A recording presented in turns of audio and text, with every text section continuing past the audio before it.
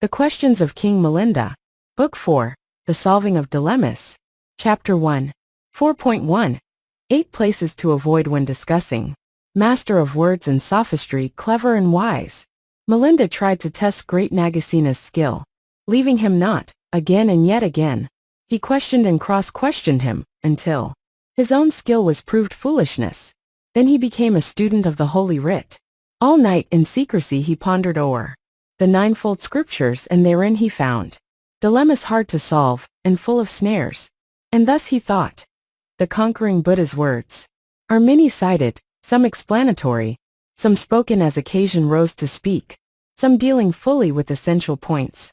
Through ignorance of what each time was meant, there will be strife hereafter as to what the King of Righteousness has thus laid down in these diverse and subtle utterances. Let me now gain great Nagasina's ear, and putting to him that which seems so strange and hard, yet contradictory, get him to solve it. So in future times when men begin to doubt, the light of his solutions shall guide them too along the path of truth. Now Milinda the king, when the night was turning into day, and the sun had risen, bathed, and with hands clasped and raised to his forehead, called to mind the Buddhas of the past, the present, and the future, and solemnly undertook the observance of the eightfold vow, saying to himself, for 7 days from now will I do penance by taking upon myself the observance of the 8 rules, and when my vow is accomplished will I go to the teacher, and put to him, as questions, these dilemmas. So Milinda, the king, laid aside his usual dress, and put off his ornaments, and clad in yellow robes, with only a recluse's turban on his head, in appearance like a hermit, did he carry out the eightfold abstinence, keeping in mind the vow. For this 7 days I am to decide no case at law. I am to harbor no lustful thought, no thought of ill will, no thought tending to delusion. Towards all slaves, servants, and dependents I am to show a meek and lowly disposition. I am to watch carefully over every bodily act, and over my 6 organs of sense. And I am to fill my heart with thoughts of love towards all beings. Keeping this eightfold vow, establishing his heart in this eightfold moral law, for 7 days he went not forth.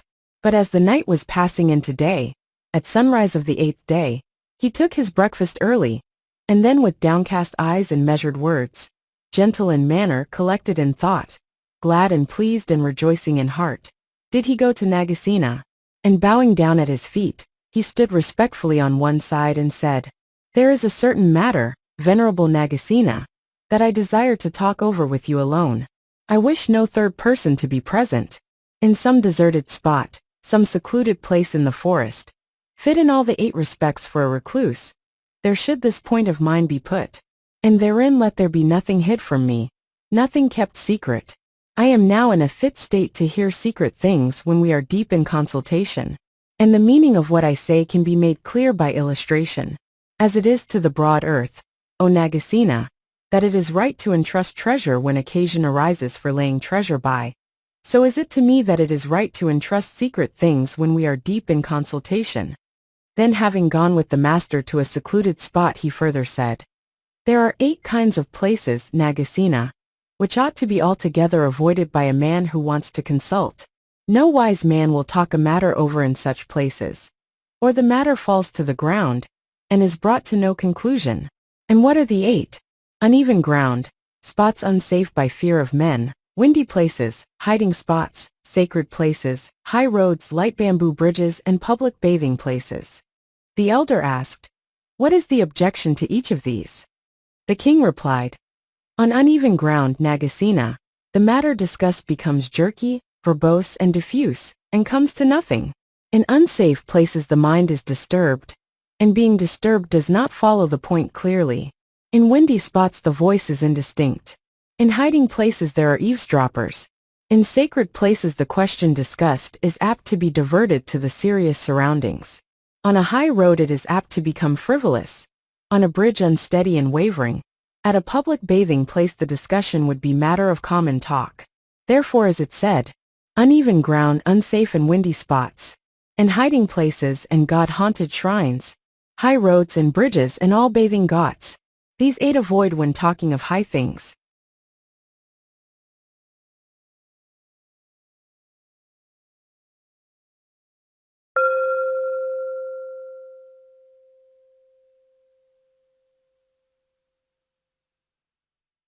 The questions of King Milinda. For point 2. Kinds of people who spoil discussions. There are 8 kinds of people Nagasena, who when talking a matter over spoil the discussion. And who are the 8? He who walks in lust, he who walks in ill will, he who walks in delusion, he who walks in pride, the greedy man, the sluggard, the man of one idea, and the fool. What is the objection to each of these? Asked the elder. The first spoils the discussion by his lust, the next by his ill will, the third by his delusions, the fourth by his pride, the fifth by his greed, the sixth by his sloth, the seventh by his narrowness, and the last by his folly.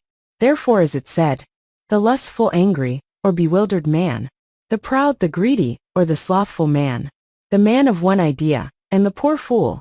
These 8 are spoilers of high argument.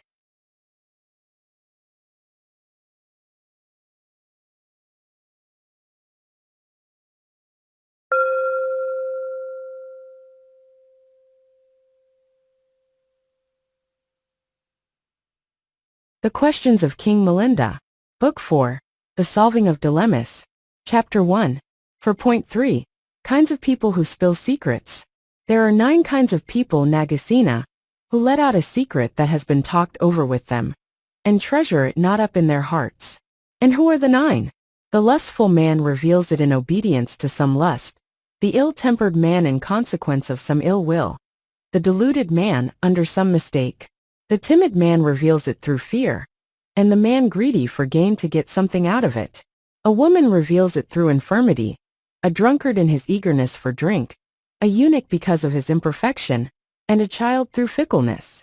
Therefore is it said, the lustful angry or bewildered man, the timid man, and he who seeks for gain, a woman drunkard eunuch or a child. These 9 are fickle, wavering and mean. When secret things are talked over to them, they straightway become public property.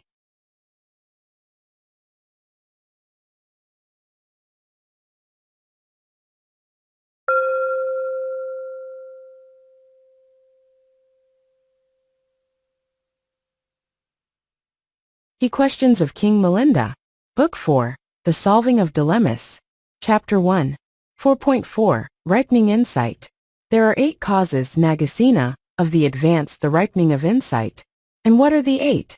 The advance of years, the growth of reputation, frequent questioning, association with teachers, one's own reflection, converse with the wise, cultivation of the lovable, and dwelling in a pleasant land. Therefore is it said, by growth in reputation and in years, by questioning, and by the master's aid, by thoughtfulness, and converse with the wise, by intercourse with men worthy of love, by residence within a pleasant spot. By these 9 is one's insight purified. They who have these, their wisdom grows.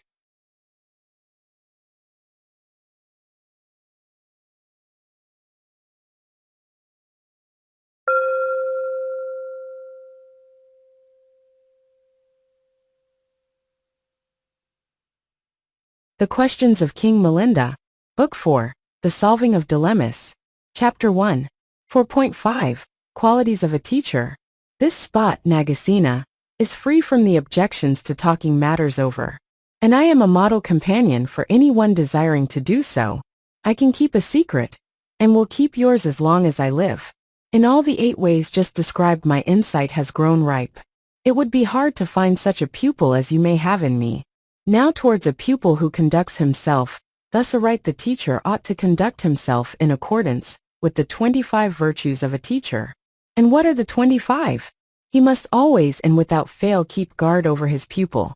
He must let him know what to cultivate, and what to avoid, about what he should be earnest, and what he may neglect. He must instruct him as to sleep, and as to keeping himself in health, and as to what food he may take, and what reject. He should teach him discrimination in food, and share with him all that is put as alms into his own bowl. He should encourage him, saying, be not afraid. You will gain advantage from what is here taught you. He should advise him as to the people whose company he should keep, and as to the villages and viharas he should frequent. He should never indulge in foolish talk with him. When he sees any defect in him, he should easily pardon it. He should be zealous. He should teach nothing partially, keep nothing secret, and hold nothing back. He should look upon him in his heart as a son, saying to himself, I have begotten him in learning. He should strive to bring him forward, saying to himself, how can I keep him from going back?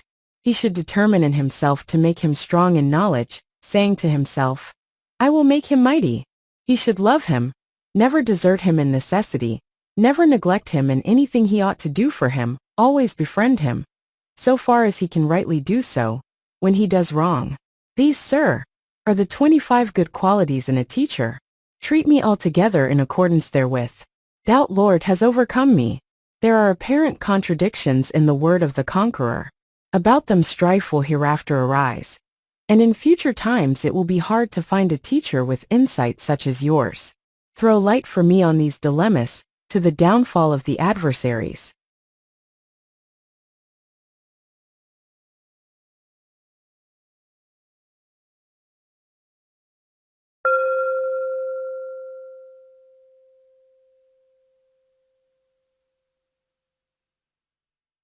The Questions of King Milinda, Book 4, The Solving of Dilemmas, Chapter 1.